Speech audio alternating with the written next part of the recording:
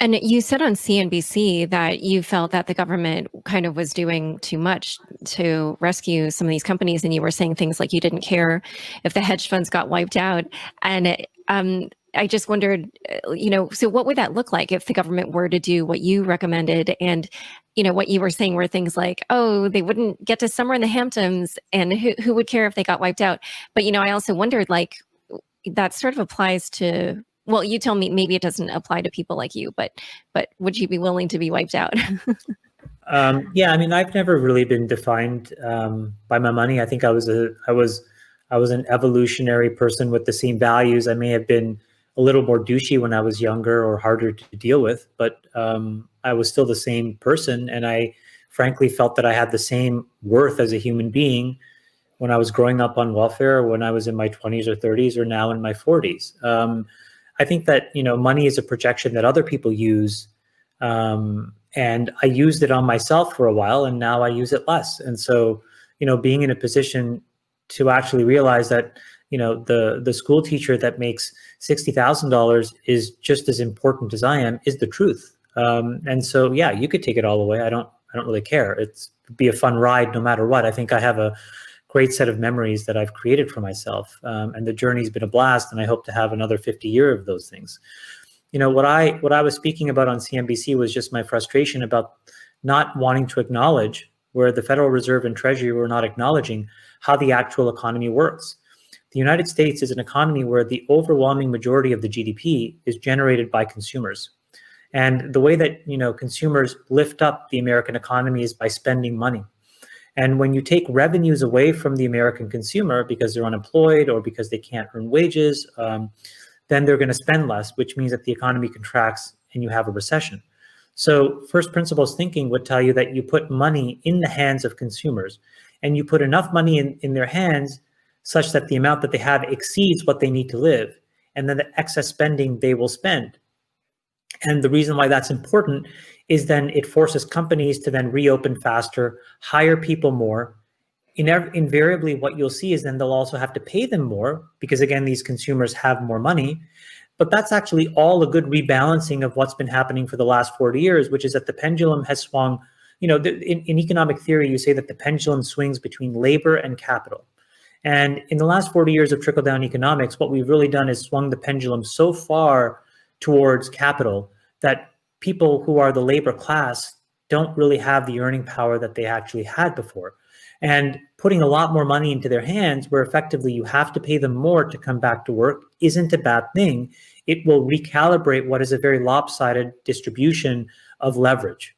And so getting power into the hands of labor and getting more money into the hands of labor actually sort of subverts and sort of puts an end to trickle-down economic theory. And it kind of worked in the 80s, but frankly in the 90s and 2000s and now it's a dated economic philosophy that doesn't map to how the world works. And you've said that there's room for everyone to have an uncorrelated hedge in their portfolio, and you say that Bitcoin can serve as that. You also have called it schmuck insurance.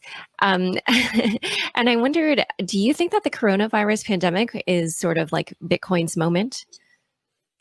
Not really. I think that when I talked about it being schmuck insurance, the place that I'm coming from is that we want something that frankly will protect our wealth, however much that it is that we have, in cases where the people in power really get over their ski tips and do something that we can all see is a bad idea, but they're driven by short-term political incentives.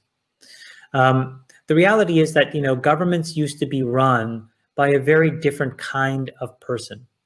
And in some countries today, I would say that, it harkens back to how it used to be. So, for example, if you look at Singapore, the smartest people that graduate and, some of the most capable individuals go into the bureaucracy and work for the Singaporean government. I don't think that we could all look ourselves in the eye and honestly say that that's necessarily true in Western democracies. It's a kind of person that really excels in public relations or, winning elections. It's not necessarily people who excel at governance or legislation. And so the reality is that, we have people that are somewhat mismatched for the job. And invariably, whenever that happens, irrespective of whatever profession that is, mistakes happen. Just to use a stark example, it's kind of morbid, but if you put a pilot who's not a great pilot, who actually really wanted to be a school teacher, in the cockpit of a plane, that person is much more likely to make a mistake that has huge consequences than a person who lives and breathes wanting to be a pilot. And that's also true of legislators. And so the reality is that, we have folks that will focus on short-term window dressing type solutions. Again, you can see it today in what the Fed and the Treasury are doing. We've massively increased the deficit and the debt. The United States government is now responsible for more than 50% of the GDP, which essentially makes us a quasi-communist country, socialist country at a minimum, except without any of the benefits. So you still have sky-high healthcare and exorbitantly high useless education. So it's kind of like the worst form of socialism. Dummy socialism. And so, when those kinds of things are happening and they're not getting fixed and they're only getting exacerbated, I just think that if people have been hardworking with their head down, they should have an opportunity to make sure that they don't get wiped out if the government itself just continues to make a string of bad decisions that then have rising consequences. And Bitcoin, to me, is the only thing that I've seen so far that is really fundamentally uncorrelated to that decision-making process and to that decision-making body. Because at the end of the day, any other asset class, equities, debt, real estate, commodities, they're all tightly coupled to a legislative framework and an interconnectedness in the financial markets that brings together many of the governments that are sort of behaving this way.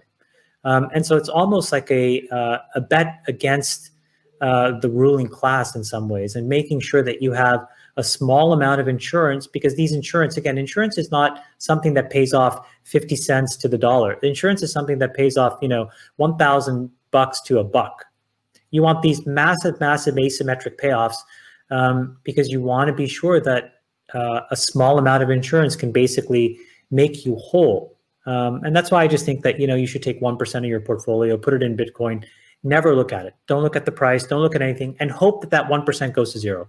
Then you have 99%. But in the case where that 99% goes to zero, that 1% will probably be worth 120%, and you'll feel like a genius.